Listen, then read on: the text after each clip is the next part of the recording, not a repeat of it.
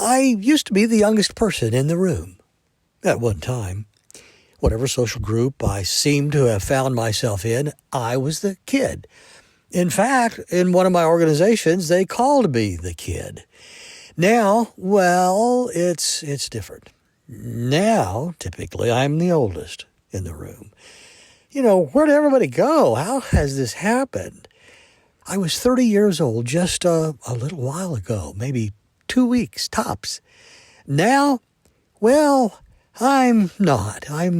Let's just say I'm retired. I'm actually old enough that I don't even want to hear me say my age out loud. Thinking about it, I had my first girlfriend at 15, and then I turned around, and now I see that my pickup is older than that. It's pathetic that people my age read the obituaries each morning before the headlines. What really bothers me is the fact that the friends that I graduated with in high school in 1973 now don't even look the same they did back then. No, I mean it. Many don't even resemble who they used to look like. Far too many times at my 50th reunion last summer, check that, 2 summers ago, I caught myself before I said, "You're Marilyn Zimwoski? No way!" And the only thing worse, and in fact it's much, much worse, is when they look at my name badge and say, "You're Paul Joseph? No way!" Thank you very much. One of the prettiest girls in school back then, one that was way too unapproachable for me, was Penny Clarendon. Oh my, she was cute. Back then. Well, at my 50th reunion, old Penny had ballooned up in weight.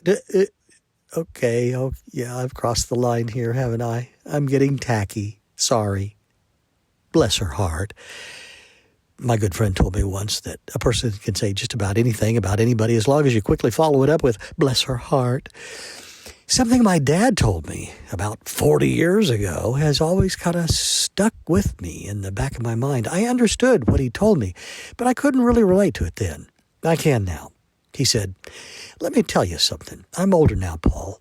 I see myself in the mirror, and I can readily see that I'm older, but in my thinking and my consideration and in my outlook, I'm still very much a young man. It's just that other young men see me as an old man. In my mind, I'm not at all. I can easily relate to them, but of course they can't relate to me because I'm old, and they've never been old." Interesting. They say time gets to passing at a much more rapid rate as we age. I've heard that all my life.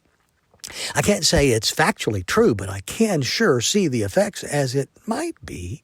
According to some expert on the internet, feeling like life is quickly passing you by at a faster rate is a common experience and can be influenced by a variety of factors like routine and repetition.